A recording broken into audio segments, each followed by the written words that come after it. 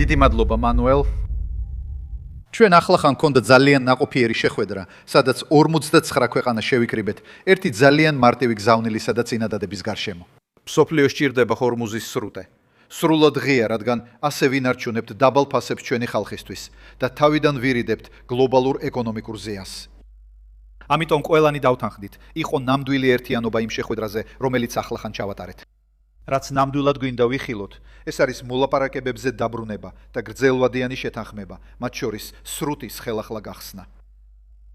ვივესალმებით განცხადებას, რომელიც გაკეთდა ჩვენი შეხვედრის დროს, მაგრამ მნიშვნელოვანია დავრწმუნდეთ, რომ ეს მართლაც გრძელვადიანი და სიცოცხლის უნარიანი წინადადებაა.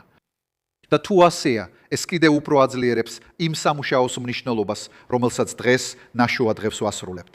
რადგან ჩვენთვის სრულიად ნათელია, რომ მისია, რომელსაც ვაწყობთ, არის თავდაცვითი მისია და ის მოდის ცეცხლის შეწყვეტის შემდეგ. ამიტომაც მოვიყვანეთ საერთაშორისო საზოგადოება, რუმის ჯგუფი ერთად, რათა ვაჩვენოთ, როგორ შევასრულებთ ჩვენს ნაწილს. და არსებობს მთელი რიგი ელემენტები. პირველ რიგში დიპლომატიური ბიძგის მისაცემად მშვიდობისთვის იმ ფუნდამენტური პრინციპის საფუძველზე, რომ სრუტე უნდა ხელახლა გაიხსნას დაუხოვნებლივ მოსაკრებლების და შეზღუდვების გარეშე. და ამ საკითხებზე აბსოლუტური ერთიანობა იყო ყველა სახელმწიფოს შორის, რომლებიც დღეს აქ იმყოფებიან. ეს აღემატება სხვა განსხვავებებს, რაც აქ მყოფ ქვეყნებს შეიძლება ჰქონდეთ, რადგან მთელმა მსოფლიომ უნდა იხილოს გამოსავალი.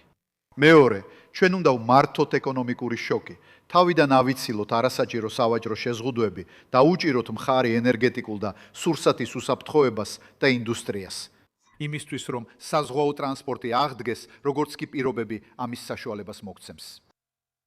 მესამე და რაც მთავარია, ჩვენ შევთანხმდით სამხედრო დაგეგმვის დაჩქარებაზე. შემიძლია დავადასტურო, რომ საფრანგეთთან ერთად გაერთიანებული სამეფო უხელმძღვანელებს მრავალეროვნულ მისიას სანავიგაციო თავისუფლების დასაცავად, როგორც კი პირობები ამის საშუალებას მოგცემს. ეს იქნება მკაცრად მშვიდობიანი და თავდაცვითი მისია, რათა დავამშვიდოთ კომერციული გადაზიდვები და მხარი დაუჭიროთ ნაღმების გაწმენდას. ვიწვევთ ყველა ქვეყანას, რომელსაც სურს გლობალური ვაჭრობის თავისუფალი ნაკადის უზრუნველყოფა, შემოგვიერთდეს. ზოგიერთმა ქვეყანამ უკვე გამოხატა მზადყოფნა, რომ შეიტანოს თავისი წვლილი. ამ საკითხს გავაგრძელებთ მომავალ კვირას ლონდონში დაგეგმილი სამხედრო დაგეგმვის კონფერენციით, სადაც მისიის შემადგენლობის შესახებ დამატებით დეტალებს გამოვაცხადებთ. და უკვე 10-ზე მეტმა ქვეყანამ შესთავაზა რესურსებით დახმარება. მაგრამ ნახეთ, სრუტის გახსნა გლობალური აუცილებლობა და გლობალური პასუხისმგებლობაა. ჩვენ უნდა ვიმოქმედოთ, რომ ენერგია და გლობალური ვაჭრობა კვლავ თავისუფლად იმოძრავოს, რათა შევამციროთ ფასები მუშებისთვის. ჩვენი მოქალაქეები, ჩვენმა ხალხმა უნდა იხილოს მშვიდობისა და სტაბილურობის დაბრუნება და ჩვენ ჩვენს როლს შევასრულებთ. კირი სტარმერმა და მაკრონმა გამოაცხადეს მრავალეროვნული მისია ჰორმუზის სრუტის გასახსნელად. მაგრამ განცხადება მაშინ გაკეთდა, როცა დღის მთავარი სათაური უკვე შეცვლილი იყო.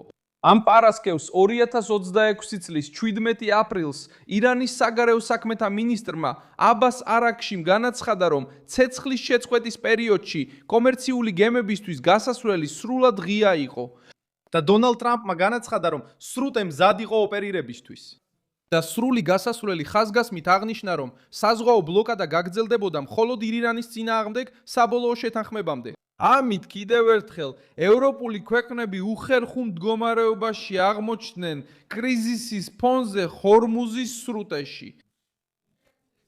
ფაქტობრივად ეს იყო დროში აცდენა. ერთი მხრივ, ევროპა ჩაფრულია თავის ბიუროკრატიაში, სტარმერი და ემანუელ მაკრონი პარიზში ათეულობით ქვეყანას შეხვდნენ, რათა განეხილათ ნავიგაციის დაცვის თავდაცვითი ძალა. მეორე მხრივ, თეირანი და ვაშინგტონი უკვე საუბრობდნენ ხელახალ გახსნაზე და ნაკადის არდგენაზე. სტარმერმა განაცხადა, რომ უკვე 12-ზე მეტი ქვეყანა მზად არის მისიისთვის რესურსები გამოყოს და დაადასტურა ახალი სამხედრო კონფერენცია ლონდონში მომავალ კვირას, სადაც ოპერაციის შემადგენლობას დეტალურად განიხილავენ. მხოლოდ ისაა, რომ სცენა ბრიტანეთის პრემიერისთვის რთული აღმოჩნდა. ის გამოჩნდა თითქოს ხელახალ გახსნას აწყობდა მაშინ, როცა გახსნა უკვე გამოცხადებული იყო. როგორ მოხდა ეს ცვლილება? კვირების ბლოკადის, დაბომბვებისა და სპარსეთის ყურეში დაძაბულობის შემდეგ ირანმა სრუტის გახსნა ლიბანში ცეცხლის შეწყვეტას დაუკავშირა. ამავე დროს შეერთებულმა შტატებმა მაქსიმალური ზეწოლა შეინარჩუნა ირანის რეჟიმზე, ირანულ პორტებთან დაკავშირებული გემების ბლოკადა ძალაში დატოვა. ანუ დონალდ ტრამპმა კომერციული მიმოსვლის აღდგენა მიიღო, მაგრამ თეირანზე სამხედრო და ეკონომიკური ბერკეტის გამოყენებაზე უარი არ უთქვამს. ზუსტად ეს არის ის, რაც ამერიკულ მხარეს პოლიტიკურ ძალას აძლევს ამ პარასკევს. სრუტე იხსნება, მაგრამ ირანზე ზეწოლა გრძელდება. და აქ ყველაზე მგრძნობიარე საკითხი ჩნდება. ბრიტანეთის განცხადებას დაგვიანების სუნი ასდიოდა. სტარმენმა ისაუბრა გლობალურ პასუხისმგებლობაზე, დაგეგმვაზე და მომავალში თავდაცვით ძალაზე. მაგრამ ბაზარმა, სავაჭრო მაგიდებმა და დღის ნარატივმა ჯერ ირანის ქმედებას და ტრამპის პოზიციას უპასუხეს. ნავთობის ფასი დაახლოებით 13%-ით დაეცა ირანის განცხადების შემდეგ გახსნის შესახებ და ტრამპის განცხადებების შემდეგ ირანის წინბრიეგ ირანის წინააღმდეგ ბლოკადის გაგრძელებაზე. სხვა სიტყვებით რომ ვთქვათ, მსოფლიოს რეალური რეაქცია ევროპული გეგმის განხორციელებამდე მოხდა. ევროპის იმიჯისთვის ზიანი უკვე მიყენებულია.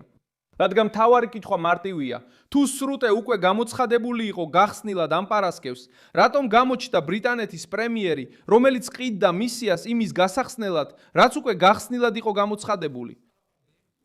საბოლოოდ რაც ამ პარასკევს ჩანს, ეს არის მკაცრი სურათი ლიდერობისთვის ბრძოლის.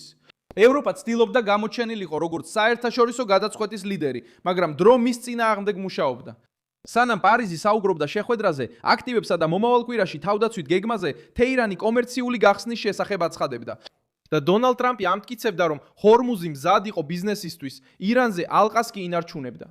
დიდი ბრიტანეთი შესაძლოა გრძელვადიანი უსაფრთხოების უზრუნველყოფაში გარკვეული როლი შეასრულოს.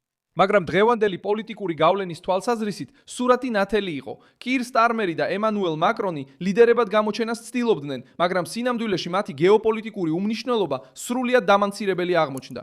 იმ დროს, როცა დონალდ ტრამპმა ირანის რეჟიმზე მაქსიმალური ზეწოლის უშუალო შედეგი მიიღო და უკვე ხედავს, რომ ირანი მუხლებზე დგას, ჰორმუზის სრუტეს ხსნის და ასე შეშის მოთხოვნებს ემორჩილება,